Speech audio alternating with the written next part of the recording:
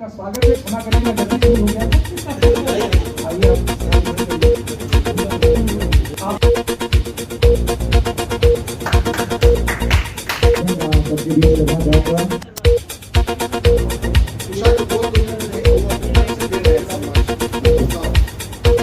हमारे टीम के अंदर भी अपनी तरह से सम्मान देना बहुत अच्छा करते हुए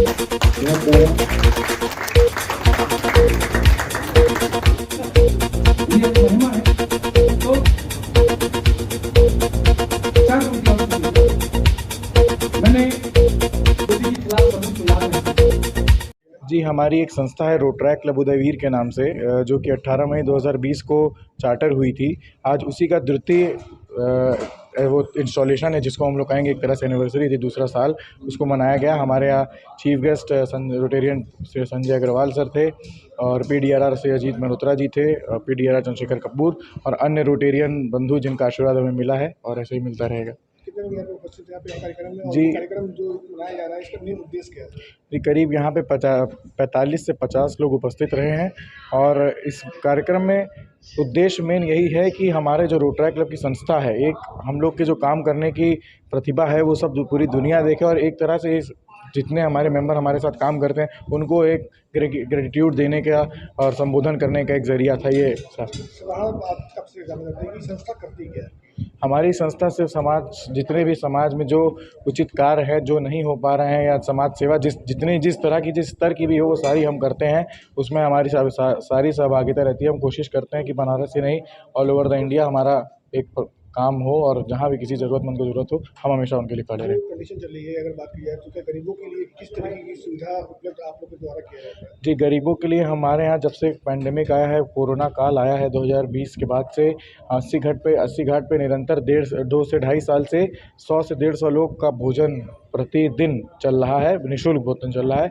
और अन्य तरह से कई गरीबों को हम लोगों ने सहारा दिया, घर रहने को दिया, प्लस उनके रोज़गार, उनके गरीब बच्चों की पढ़ाई लिखाई सबकी व्यवस्था हम देखते हैं।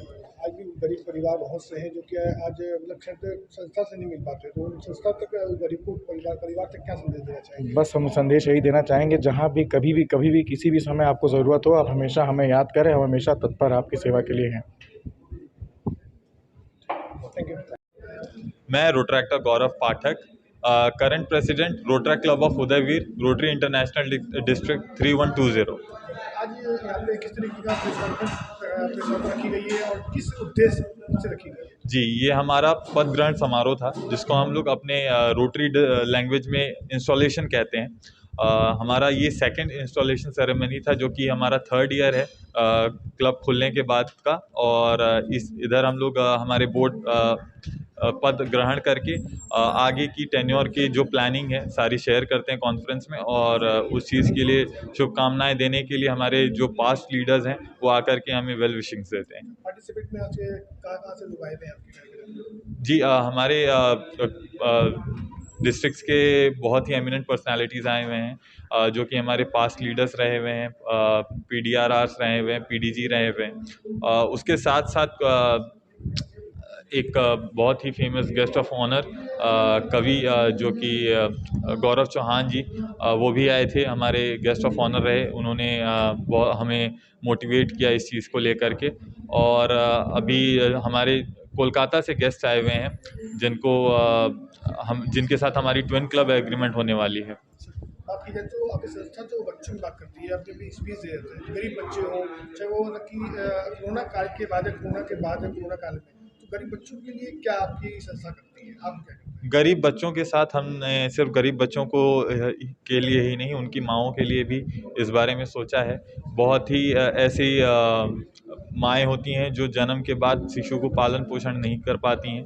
उसके लिए हमने एक मातृत्व करके एक प्रोजेक्ट सोचा है, जिसमें हम लोग साल भर जो भी स्लम एरिया होंगे वहाँ पे माँओं को ढूंढ करके उनके जो बच्चे जिनका वो पालन पोषण नहीं कर पाती, उनको हम लोग उनकी ज़रूरतमंद जो सामान होंगे उनको मैं प्रोवाइड करवाऊंगा अपने क्लब के माध्यम से। शिक्षा की अगर बात की जाए, बच्चों की शिक्षा के लिए हमारे ऑलरेडी जो डिस्ट्रिक्ट के बहुत सारे क्लब हैं जो फ्री पाठशाला ऑर्गेनाइज़ करते हैं। उसमें ऑलरेडी जब 2-3 क्लब्स कर रहे हैं तो हमने सोचा है उसमें जो भी बच्चे हैं उनको स्टेशनरी प्रोवाइड की जाए ताकि वो पढ़ लिख पाएँ अच्छे से और हो बाकी जैसे तो यूकेजी हो गया, एलकेजी, छोटे बच्चों की पढ़ाइयों में काफ़ी दिक्कतें आती हैं पैसे को लेकर, तो क्या उसके लिए क्या आपकी संस्था करती है? जी, उनके लिए हमारी जो फीमेल मेंबर्स हैं वो वेल ट्रेंड हैं। वो अभी अंडर टीचिंग कोर्सेज़ के लिए उन्होंने ट्रेनिंग ले रही हैं वो लोग आकर के फ़िज़िकली बच्चों के साथ बैठ कर के उनको कुछ होते हैं कि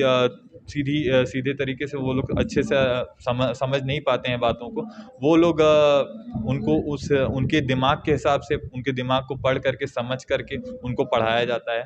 और जो बच्चों को असमर्थ होते हैं, जो बच्चों को फैमिली पढ़ा नहीं पाती है, तो उन बच्चों की फैमिली आप तक, आपके संस्था तक कैसे पहुँचे?